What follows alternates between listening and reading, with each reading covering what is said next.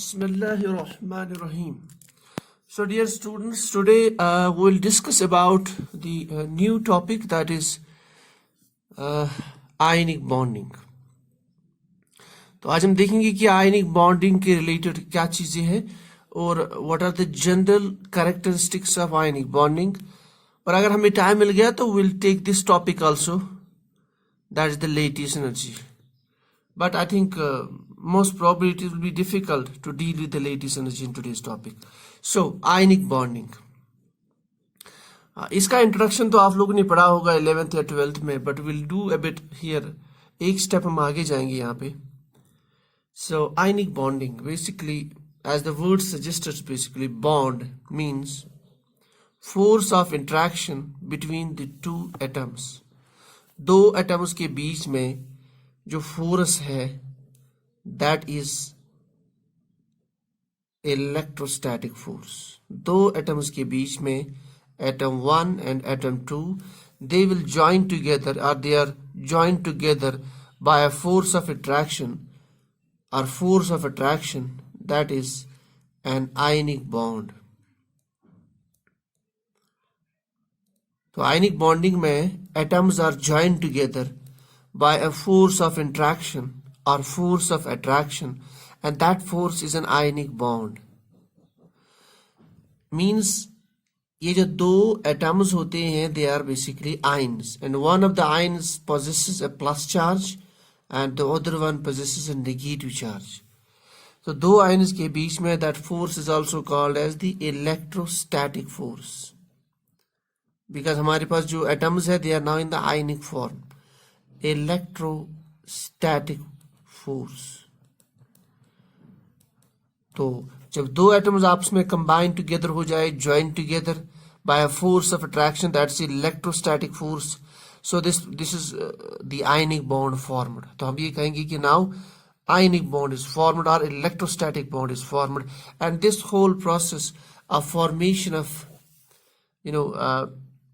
molecules, this process where we have the formation of ionic bond between the atoms, this is called as the ionic bonding. तो ये तो हो गया बड़ा simple concept. तो ionic bonding में हमारे पास जो एटम्स है they are in the ionic form. अब पहले देखिए how they are formed, how the ions are formed. Ions form formation के लिए let's take the example let's take the example of sodium chloride. बहुत common example sodium chloride. अब सीधी सी बात है, हम जानते हैं we know the periodic table, one of the elements is sodium and one of the elements is chlorine. तो यहाँ पे जो हम एटम यूज कर रहे हैं, एक atom that sodium and this is the chlorine atom.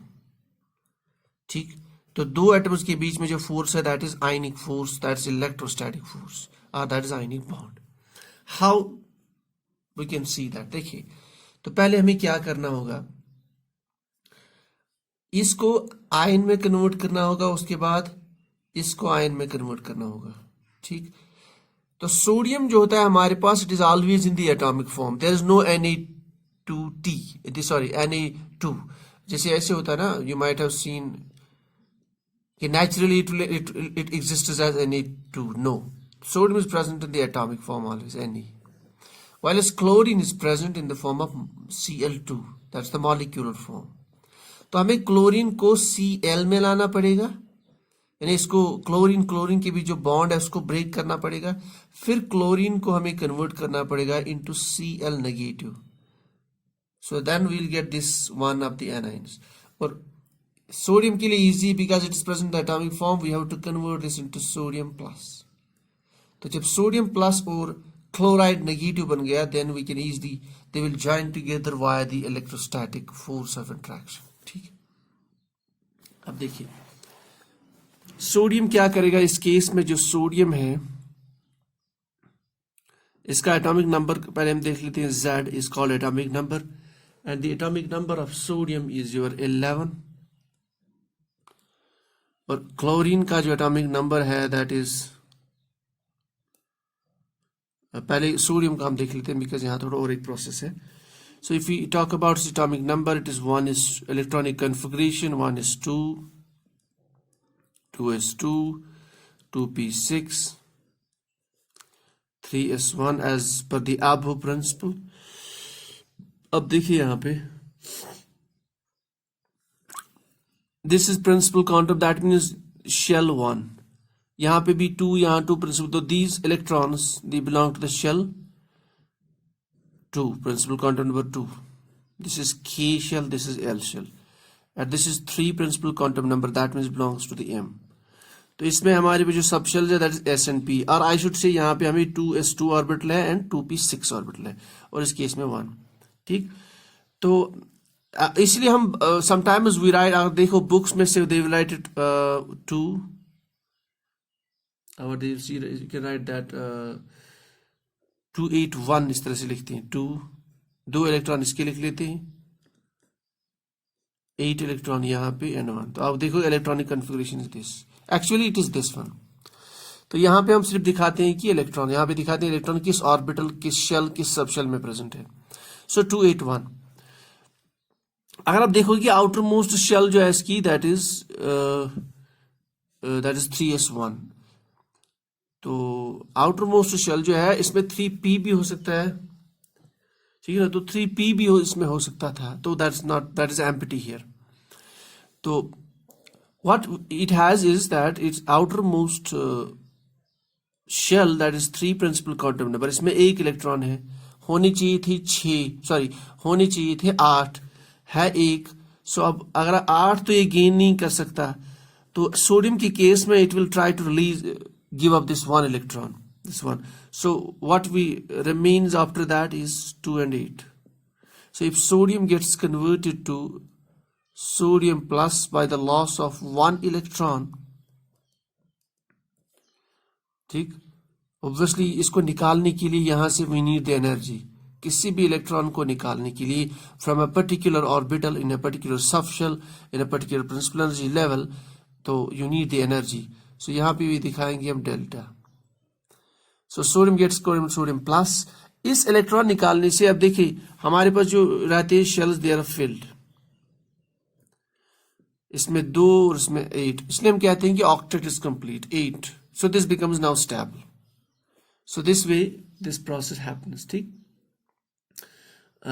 This formation of ionic bond, sorry this formation of the ion sodium. अब हमें चाहिए दूसरा वाला, दैट्स क्लोराइड आयन. देखिए मैंने पहले भी कहा कि chloride it's chlorine as Cl2. तो Cl2 को हमें पहले ब्रेक करना, तो it needs energy to break this one. So it forms Cl atom. अब उस प्रोसेस को मैं भी डिस्कस नहीं करूंगा, will talk this in the few classes, but यहां पे बस इतना याद रखेंगे, it will absorb the energy to break this Cl bond. Its basically Cl bond. तो इसको ब्रेक करने के लिए, इस कोवलेंट बॉन्ड को ब्रेक करने के लिए, then you will get the chloride atom.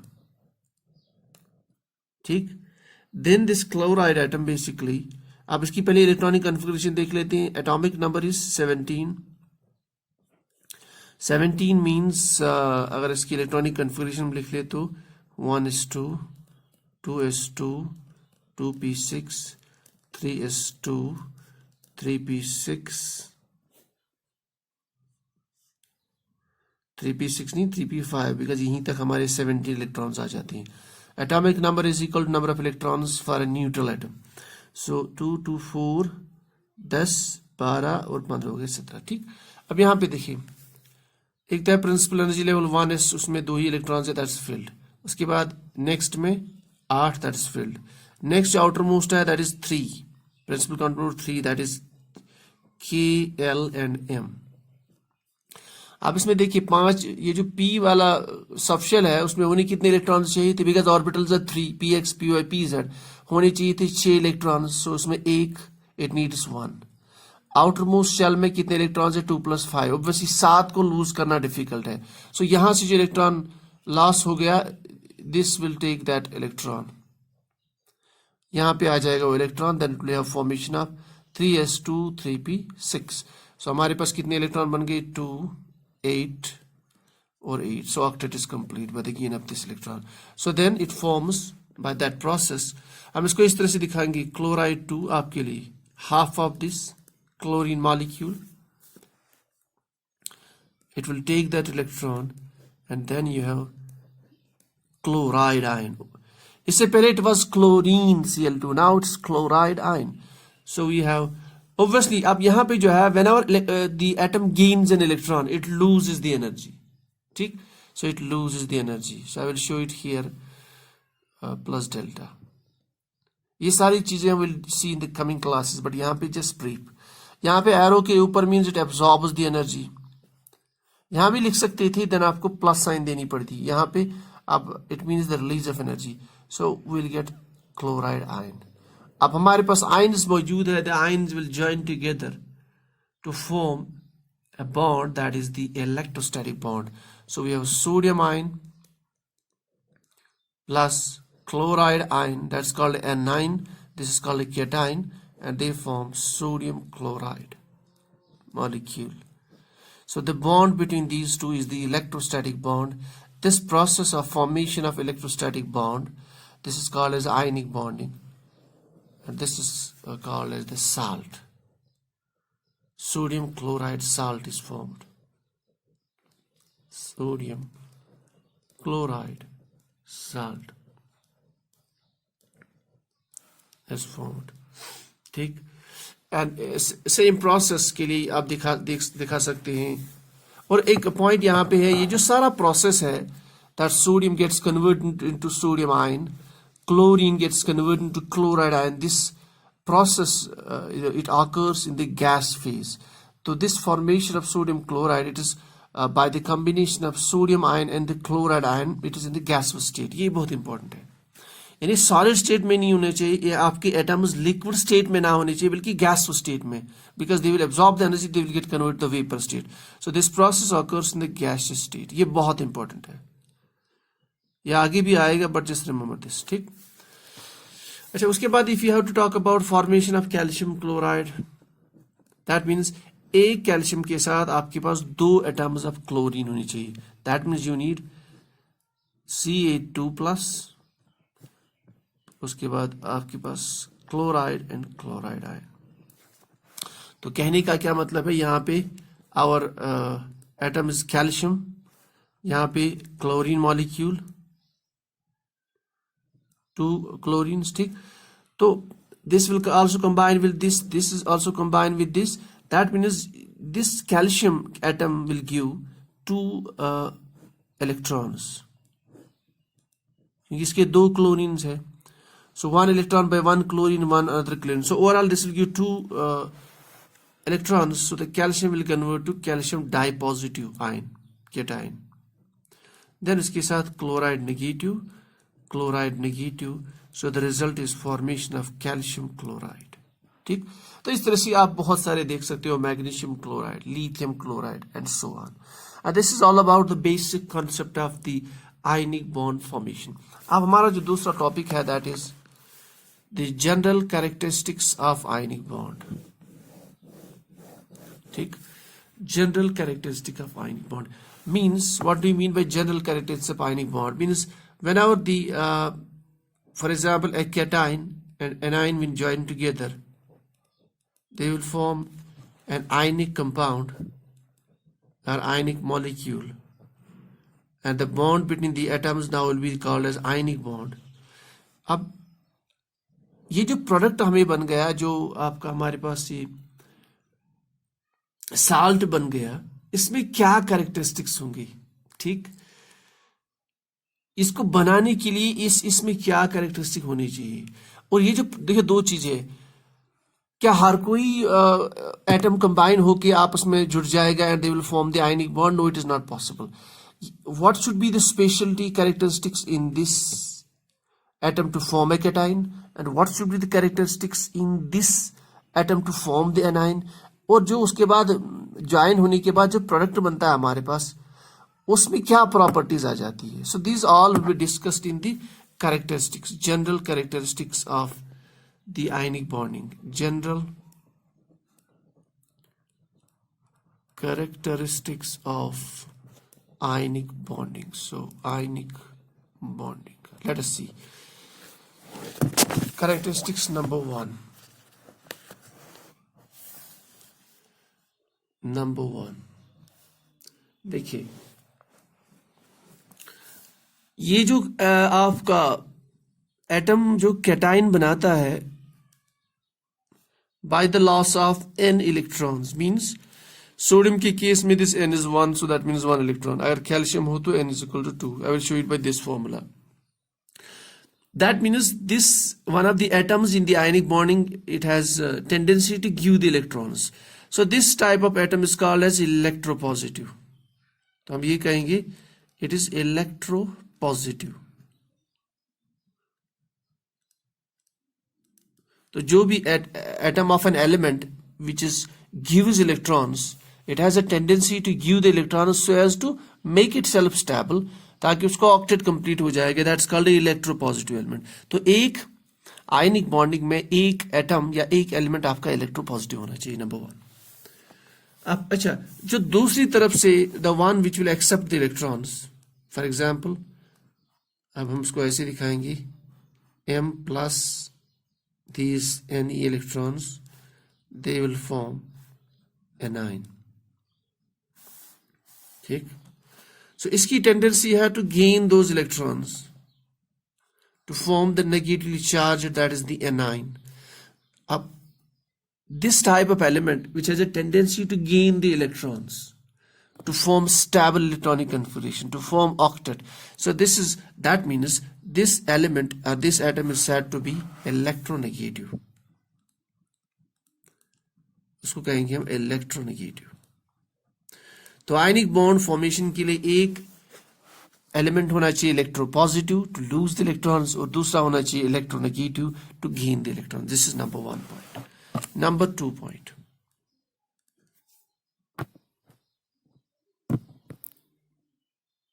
so this is number 2 point. So one should be electropositive, one should be electronegative to form the cation and anion respectively. तो अब ये join होने के बाद this cation and this anion, so उनके बीच में जो फोर्स ऑफ अट्रैक्शन है that is ionic force या इलेक्ट्रोस्टैटिक फोर्स, ये हमने पहले डिस्कस किया है, इलेक्ट्रोस्टैटिक फोर्स. ठीक, बिकॉज एंड देखिए हमने पढ़ा है कि जब भी there is always interaction between the charged particles, for example Q1 Q2, उनके बीच में इंट्रैक्शन है, उसके लिए जो रूल है दैट इज कूलम्ब्स लॉ. आपने फिजिक्स में पढ़ा होगा कूलम्ब्स लॉ. तो ये जो फोर्स ऑफ इंट्रैक्शन इनके बीच में है, that can be understood or that can be measured, उसके लिए हमारे पास है Coulomb's law. ठीक, तो Coulomb's law is valid for the ionic bonds in general. अच्छा, third point, third characteristics, ionic bonding के बाद जो आपका सबस्टेंस बन जाता है, जो आपके मॉलिक्यूल बनते हैं, जो आपका मटेरियल बनता है डिफरेंट कैटायंस और एनायंस के ज्वाइन होने में, so the substance which comes into the existence, substance which forms out of the ionic bonds, they are usually solids. usually, देखो मैंने वर्ड usually यूज कर रहा हूं, they are usually, तो आपके solids बनते हैं usually. और उन solids में ये प्रॉपर्टी होती है that they have high melting point MP and they have usually, ये मैं usual की बात करता हूँ, there can be exceptions, they have high boiling point. A boiling point, you know that एक solid को हमें convert heat करना हो, ठीक, so a liquid को heat करना हो, then convert that into vapors, that's called boiling point. And एक solid को heat करके liquid state में बनाना, that's called melting point. So you need high temperature to melt those solids and you need high temperature to boil the liquid state of that solid. So जो solids आपके पास बनते हैं, they are usually have high melting point, high boiling point. This is another characteristics. And then fourth characteristic ये है, ये जो substances होते हैं, they are usually hard substances. यानी जो force of interaction है it's a very strong, so substances are hard and rigid.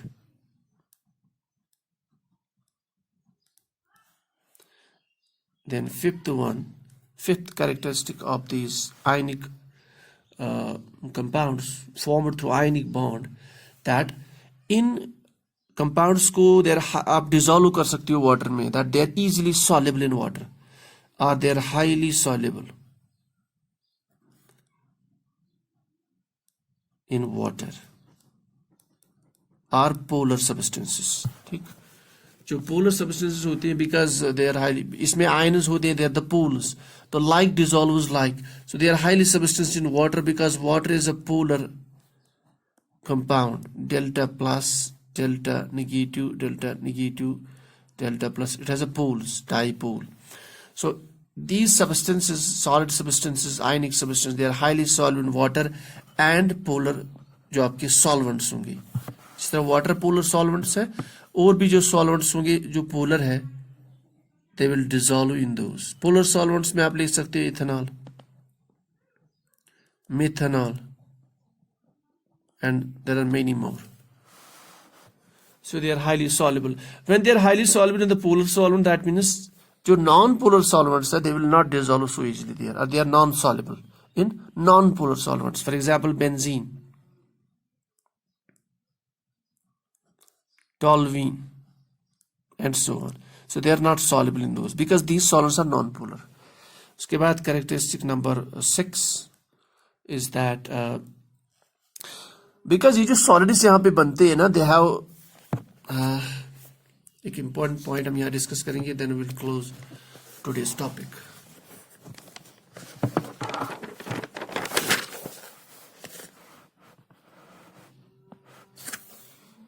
तो यूजुअली ये जो सॉलिड्स होते हैं, दे आर लाइक क्रिस्टल्स. अब यहाँ पे ये बात मैं ज़्यादा डिस्कस करूँगा ना. So basically the ions are arranged, they are some physical pattern, they have some beautiful pattern. तो ये जो सॉलिड्स बनते हैं, तो ये actually they give rise to those crystals. तो ये ions they are arranged at some specific positions, so they form the crystal like structure. अब यहाँ पे मैं उतना दिखाऊंगा नहीं because ये टॉपिक दूसरी डायरेक्शन में चला जाएगा. they form the crystals, ठीक, और एक स्पेसिफिक लोकेशंस पे ये आयन्स होते हैं.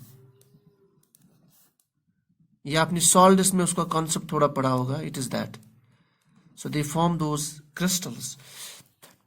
तो इन क्रिस्टल्स में अगर आप इनको यहाँ से एक इलेक्ट्रोड कनेक्ट कर लो, let us say +1, और यहाँ से दूसरा इलेक्ट्रोड कनेक्ट कर लो, and you see the current will flow through these, that means they conduct the electricity. So these ionic compounds, they conduct the electricity in the solid state. They conduct electricity in solid state.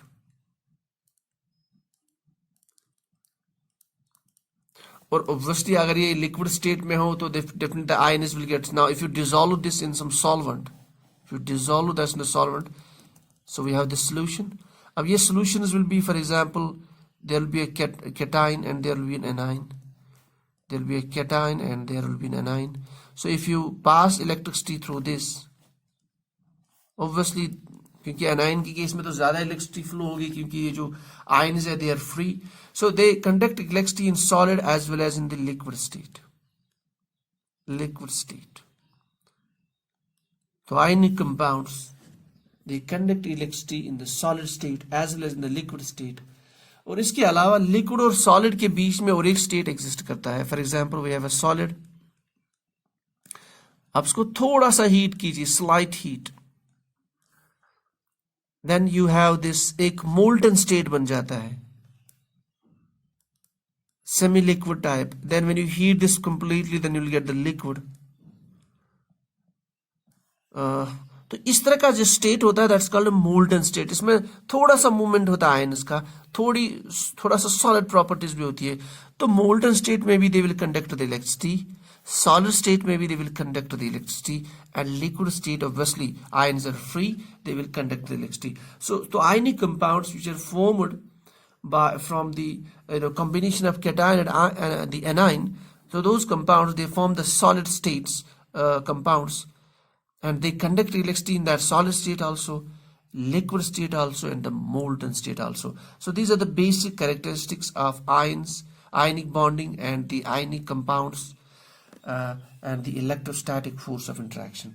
Now जो हमारा compound main topic है, that is the lattice energy, इसकी मैं बात कर रहा, that we'll see in the next class. This is all for the day. If you have any questions, I don't think that topic is difficult, but अगर कोई भी question है, you can write down the comments or you can put up a message. This is all for the day.